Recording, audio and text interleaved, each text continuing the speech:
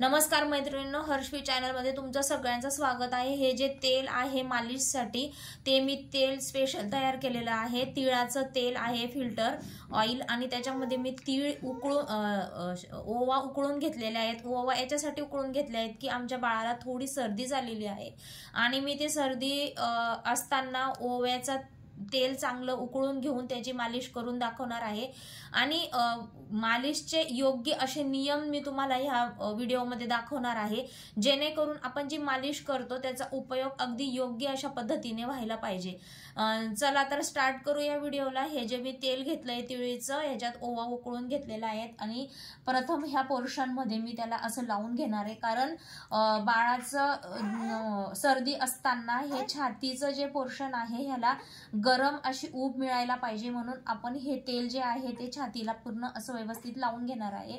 ह्याच पोर्शन मध्ये छातीला आणि पोटाला लावून घेणार आहे।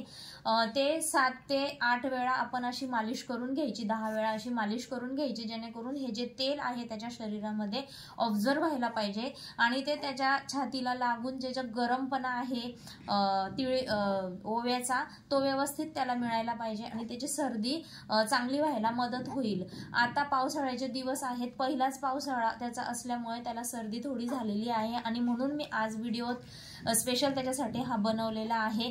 त्याचप्रमाणे जे हे हातांचे हे जे शोल्डर्स असतात इथे पण बाळाला व्यवस्थित मालिश करायची। याचा फायदा काय होतो की बाळ झोपून असतं किंवा आपण त्याला कसं तरी उचलताना मानाला हिसके वगैरे बसतात, तर ते जे येतं त्यांचं पेन होतं, ती पेन जर झालं तर ते त्यांचा आराम मिळतो आणि अशी मालिश केल्यानंतर बाळ अगदी त्यांना रिलॅक्स वाटतं आणि ते छानपैकी असे झोपतात। तुम्ही बघू शकता बाळ आमचं किती एन्जॉय करतंय मालिश, की त्याला आवडतंय जे मी ते असं चोळून घेत आहे ते।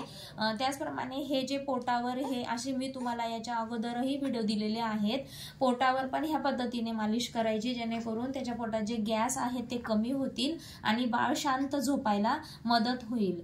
दुसरी गोष्ट म्हणजे ही झाली आपली छातीची आणि पोटाची मालिश। आता आपण पायावर मालिश करताना मी तुम्हाला सर्वप्रथम पायावर मालिश करून दाखवत असते, पण आज मी बाळाला सर्दी झाली आहे म्हणून छातीपासून दाखवलेला आहे। सर्वप्रथम पायापासून मालिश करायची।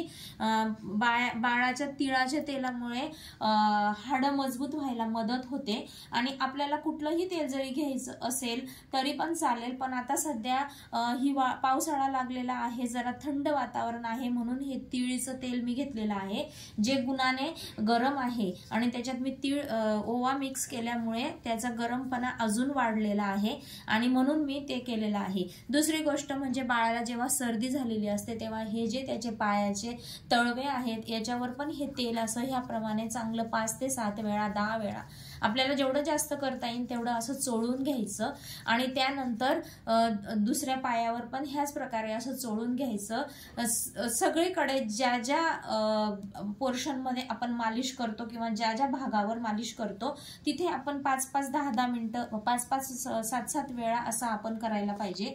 मी तुम्हाला एवढं जास्त करून दाखवत नाही, व्हिडिओ मोठे होतात, त्यामुळे मी भरपूर असे व्हिडिओ मालिशचे 2-3 दिलेले आहेत, पण एका व्हिडिओमध्ये संपूर्ण आपल्याला कव्हर करता येत नाही, म्हणून मी आज हा सर्दी झालेली आहे आणि त्याच्यासाठी तो स्पेशल व्हिडिओ देत आहे। त्याचप्रमाणे जेव्हा आपण शोल्डरला मालिश करतो तेव्हा हातांना पण हे असे ह्याप्रमाणे आपण असं चोळून घ्यायचं, हातांची पण मालिश व्हायला पाहिजे। तळव्यांना, हाताच्या तळव्यांना पण ह्या आपण अशा प्रकारे तिळीचं तेल लावायचं, जेणेकरून बाळाला जी सर्दी झालेली आहे ती लवकर कमी व्हायला मदत होते। त्याचप्रमाणे हे झालं सर्दीसाठी जी मी तुम्हाला मालिश दाखवलेली आहे ती। दुसरी गोष्ट म्हणजे आपल्या बाळाची मालिश करताना हा जो आपला पाठीमागचं पोर्शन असतं, जे म्हणजे आपली पाठ असते बाळाची, ही खूप महत्वाची आहे। हे जे त्याची या पहिल्या व्हिडिओमध्ये पण दिलेली मी ही जी रीढची हड्डी असते ही बाळाची अशी मालिश केल्यामुळे काय होतं, बाळाला जेव्हा त्याच्या पुढच्या आयुष्यामध्ये उभं राहण्याचं, चालण्याचं, त्याचे ते छोटे छोटे पावलं जेव्हा चालतात तेव्हा आपल्याला हा एक वेगळाच आनंद होत असतो आणि तो आनंद मिळवण्यासाठी मालिश ही त्याच्या शरीराची डेव्हलपमेंट व्हायला, बुद्धीची डेव्हलपमेंट व्हायला, त्याच्या सगळ्या ॲक्टिव्हिटीज पूर्ण होण्यासाठी मालिश हा एक त्याच्या महत्त्वाचा पार्ट आहे आणि तो आपण सगळ्यांनी निभावलाच पाहिजे. अगदी दूध ज्याप्रमाणे आपण दूध पाजतो त्याप्रमाणे मालिशला पण आपण तेवढं महत्त्व दिलं पाहिजे, जेणेकरून त्याची शारीरिक आणि बौद्धिक डेव्हलपमेंट ही अगदी व्यवस्थित होईल. जे हे मी पोर्शनमध्ये असं मालिश करीत आहे, असं मालिश करायची. जसं मी पुढून मालिश केली तशीच अशी पाठीमागून मालिश केल्यावर पण बाळाला सर्दीचा खूप चांगला परिणाम होतो. मी हे माझे एक्सपिरियन्स, पर्सनल एक्सपिरियन्सने बोलत आहे.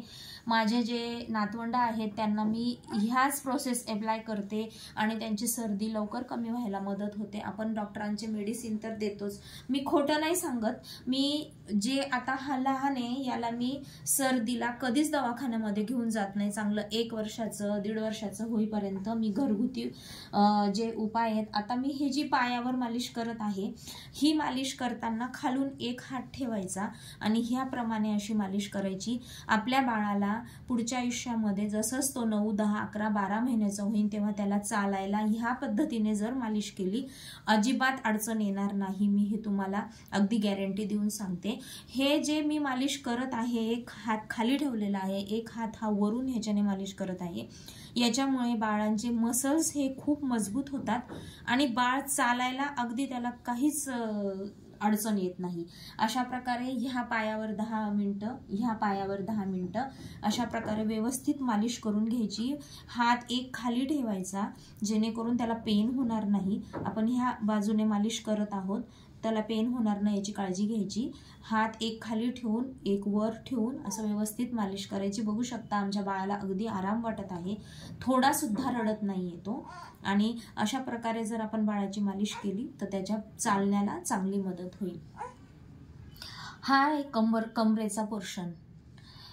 पुढच्या आयुष्यामध्ये बसण्यासाठी हा कमरेचा जो पोर्शन आहे हा पण खूप महत्त्वाचा आहे.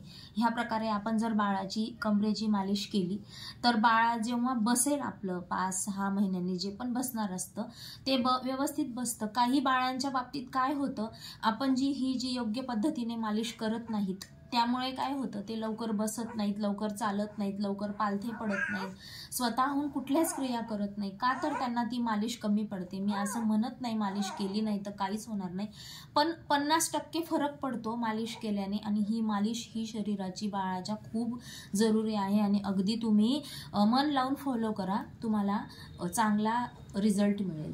त्यानंतर आता शेवटचं पोर्शन आहे बाळाच्या चेहऱ्याचं. बाळ चेहऱ्याची मालिश करू देत नाहीत, रडत नाही म्हणून ती शेवट ठेवायची असते.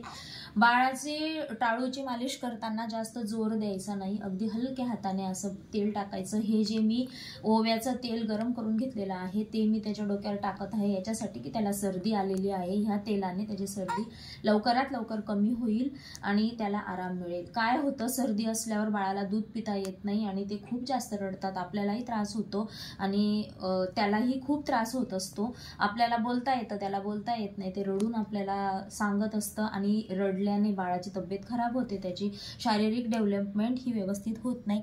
राहिली गोष्ट गालांची, गालांना पण थोडंसं लावून घ्यायचं तेल. हे असे गरम तेल असल्यामुळं त्याला संपूर्ण शरीराला गरमपणा मिळेल आणि त्याच्यामुळे बाळ अगदी शांत असं झोपेल. मी तुम्हाला चेहऱ्याचे फीचर्स ठळक करण्यासाठी स्पेशल व्हिडिओ दिलेला आहे. माझे सगळे व्हिडिओ बघा, तुम्हाला खूप आयडिया येईल आणि त्याप्रमाणे तुम्ही बाळाचं शरीर हे व्यवस्थित आणि चेहरा हा अगदी अखीव रेखीव करायला मदत होईल. ह्या पद्धतीने बाळाच्या नाकाची, डोळ्यांची, गालांची, हनुवटीची जर आपण असं मालिश करून घेतली तर खूप. ही मानेचा जो पोर्शन असतो, इथे बाळाला दूध पाजताना दूध पडलेलं असतं, इथे सुद्धा व्यवस्थित तेल लावून स्वच्छ करायचं. तेल लावल्यानंतर आपण त्याला दुमटून व्यवस्थित पॅक करून झोपवून द्यायचं 1-1.5 तास आणि नंतर आंघोळ घालून बाळाला एकदम फ्रेश वाटेल.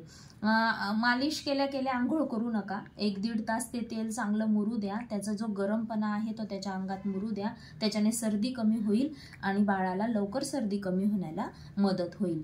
अशाच नवनवीन व्हिडिओ घेऊन मी तुमच्या मदतीला येत राहीन. तोपर्यंत बाय.